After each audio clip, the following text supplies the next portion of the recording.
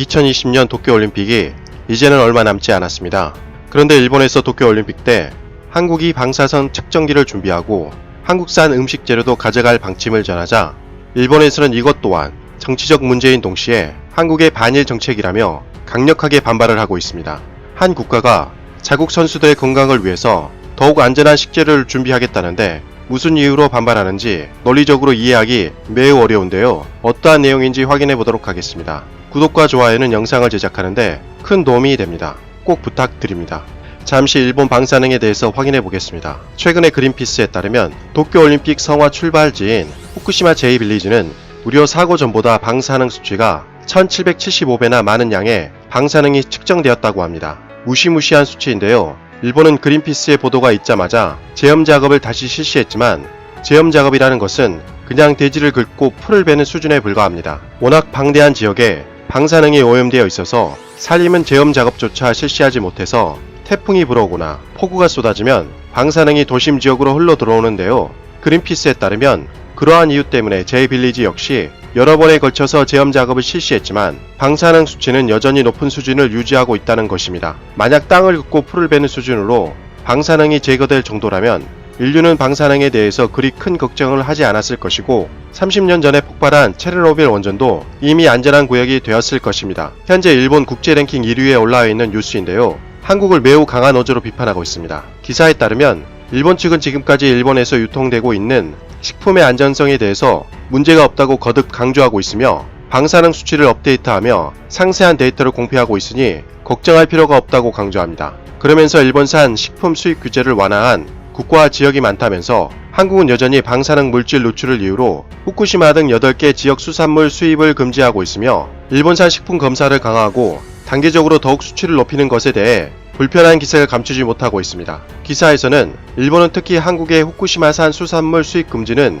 부당하다며 세계무역기구에 제소했으나 2019년 4월에 역전패한 것에 대해 실질적인 원인은 음식의 안전보다는 다른 곳에 있다고 보도하고 있습니다. 그것은 바로 한국에서 나타난 반일 문제라고 꼽으면서 일본산 식품 검사 강화가 정치적 협상 카드라고 주장하고 있습니다. 사람의 생명이 달릴 문제를 정치적 협상 카드라고 보다니 도대체 무슨 상관인지 모르겠지만 기사에 따르면 일본 측은 억지 주장을 계속 이어가고 있습니다. 그러면서 일본 측은 이런 주장까지 했는데요.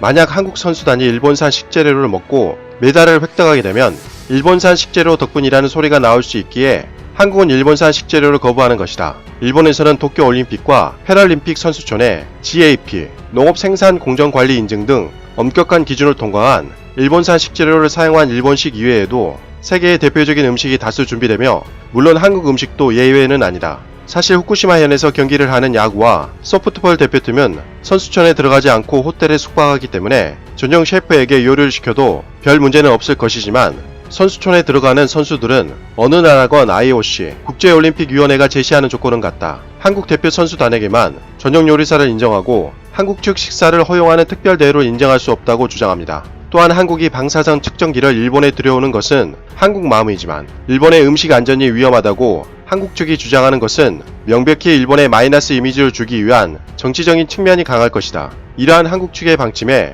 일본은 분노할 뿐만 아니라 여러가지 측면에서 한국의 횡포가 아닐 수 없다라고 기사에서는 보도하고 있습니다. 그러면서 마지막으로 기사에서는 2020년 도쿄올림픽을 통해 일본은 선수촌에서 각국 대표 선수단을 통해서 일본산 음식과 일식의 우수성을 세계에 확산시킬 절호의 기회로 파악하고 만약 한국이 일본 음식이 위험하다고 불안감을 조성한다면 일본의 계획은 모두 물거품이 되기에 분노를 금할 수 없다고 보도했습니다. 이 기사를 보고 도대체 무엇 때문에 일본이 분노했는지 이해하기 어려운 측면이 많은데요. 정말 안전하다면 떳떳하게 만천하에 방사능이 없다고 주장하면 될 문제입니다. 그리고 지금도 성화 출발지인 후쿠시마 인근은 엄청난 양의 방사능이 측정되고 있는데 그것에 대해서는 한 줄의 보도도 없었습니다. 현실을 회피하는 것을 떠나 부정하는 수준이었습니다. 더군다나 이러한 방사능 오염 보도는 한국 측이 주장하는 것이 아니라 세계적인 환경단체 그린피스가 사실을 기반으로 보도한 것으로 일본은 왜 이 문제에 대해서 그린피스에 호소하지 않고 한국의 반일 문제로 몰아가는지 대답을 해야 할 것 같습니다. 방사능은 인체에 매우 치명적입니다. 이러한 문제는 한국만이 제기한 것이 아니며 호주의 저명 의사 틸만 너프 교수는 호주올림픽위원회에 2020년 도쿄올림픽 참가 선수단이 후쿠시마 원전 방사능에 노출될 가능성을 강력하게 경고하기도 했습니다. 올림픽은 세계인의 축제입니다. 축제를 악몽으로 만들지 않도록 일본은 더욱 방사능 처리에 적극적인 자세를 취해야 할 때인 것 같습니다. 이상 가치왕 채널이었습니다. 지금까지 시청해주셔서 진심으로 고맙습니다. 항상 건강하시고 복 많이 받으세요.